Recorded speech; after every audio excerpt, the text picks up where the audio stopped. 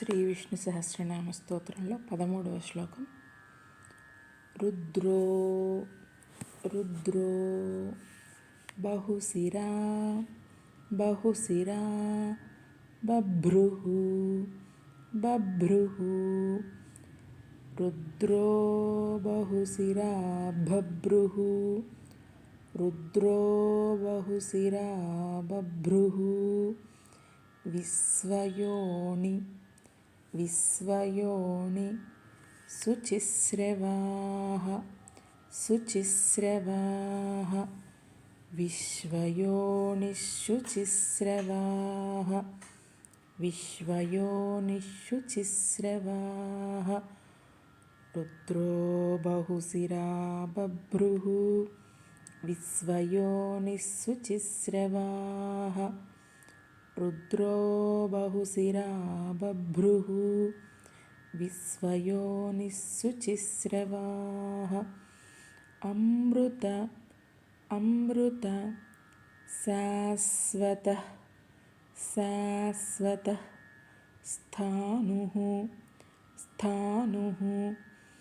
అమృతః శాశ్వతః స్థాణుః అమృతః శాశ్వతః స్థాణుః వరారోహ వరారోహ మహాతపాః మహాతపాః వరారోహ మహాతపాః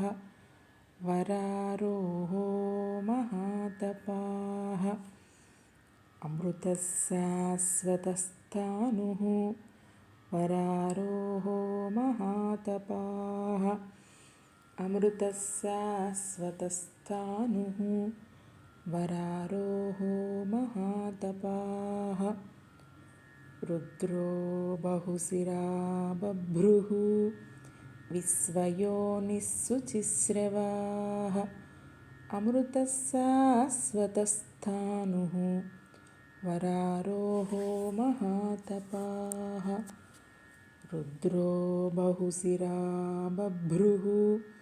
విశ్వయోనిశుచిస్రవాః అమృతః శాశ్వతః స్థాణుః వరారోహ మహాతపాః. 14వ శ్లోకం. సర్వగ సర్వగ సర్వ సర్వ విద్భానుః విద్భానుః సర్వగః సర్వవిద్భానుః సర్వగః సర్వవిద్భానుః విశ్వక్సేనో విశ్వక్సేనో జనార్దనః జనార్దనః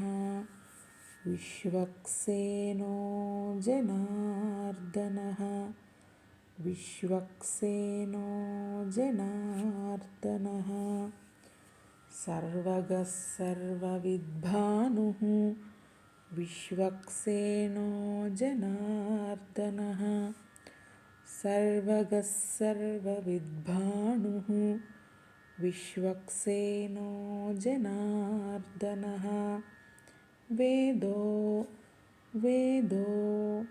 వేద వేద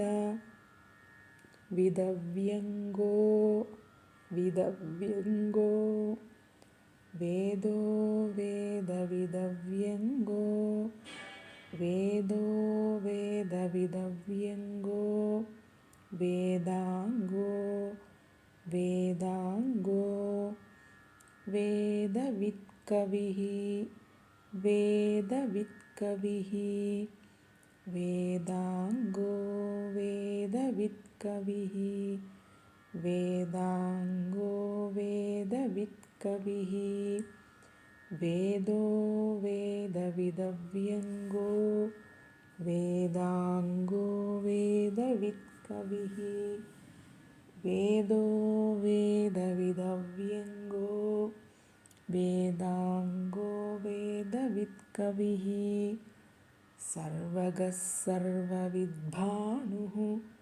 విశ్వక్సేనో జనార్దనః వేదో वेदविदव्यङ्गो वेदाङ्गो वेदवित्कविः सर्वगः सर्वविद्भानुः विश्वक्सेनो जनार्दनः वेदो वेदविदव्यङ्गो वेदाङ्गो वेदवित्कविः 15వ శ్లోకం लोकाध्यक्ष लोकाध्यक्ष सुराध्यक्षो सुराध्यक्षो लोकाध्यक्षसुराध्यक्षो लोकाध्यक्षसुराध्यक्षो धर्माध्यक्षः धर्माध्यक्षः कृताकृतः कृताकृतः धर्माध्यक्षः कृताकृतः धर्माध्यक्षः कृताकृतः लोकाध्यक्षसुराध्यक्षो धर्माध्यक्षः कृताकृतः लोकाध्यक्षसुराध्यक्षो धर्माध्यक्षः कृताकृतः चतुरात्मा चतुरात्मा चतुर्व्यूहः चतुर्व्यूहः चतुरात्मा चतुर्व्यूहः चतुरात्मा चतुर्व्यूहः चतुर्दंष्ट्र चतुर्दंष्ट्र चतुर्भुजः चतुर्भुजः चतुर्दंष्ट्रश्चतुर्भुजः चतुर्दंष्ट्रश्चतुर्भुजः चतुरात्मा चतुर्व्यूहः चतुर्दंष्ट्रश्चतुर्भुजः चतुरात्मा चतुर्व्यूहः चतुर्दंष्ट्रश्चतुर्भुजः सुराध्यक्षो धर्माध्यक्षः कृताकृतः चतुरात्मा चतुर्व्यूहः चतुर्दंष्ट्रश्चतुर्भुजः लोकाध्यक्षसुराध्यक्षो धर्माध्यक्षः कृताकृतः चतुरात्मा चतुर्व्यूहः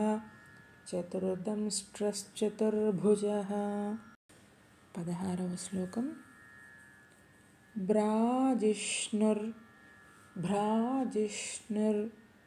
भोजनं भोजनं भोक्ता भोक्ता भ्राजिष्णुर्भोजनं भोक्ता भ्राजिष्णुर्भोजनं भोक्ता सहिष्णुर्जगदादिजः जगदादिजः सहिष्णुर्जगदादिजः सहिष्णुर्जगदादिजः भ्राजिष्णुर्भोजनं भोक्ता सहिष्णुर्जगदादिजः भ्राजिष्णुर्भोजनं भोक्ता सहिष्णुर्जगदादिजः अनघो अनघो विजयो विजयो जेता जेता अनघो विजयो जेता अनघो विजयो जेता विश्वयोनिः विश्वयोनिः पुनर्वसुः पुनर्वसुः विश्वयोनिः पुनर्वसुः विश्वयोनिः पुनर्वसुः अनघो विजयो जेता विश्वयोनिः पुनर्वसुः अनघो विजयो जेता विश्वयोनिः पुनर्वसुः भ्राजिष्णुर्भोजनं भोक्ता सहिष्णुर्जगदादिजः अनघो विजयो जेता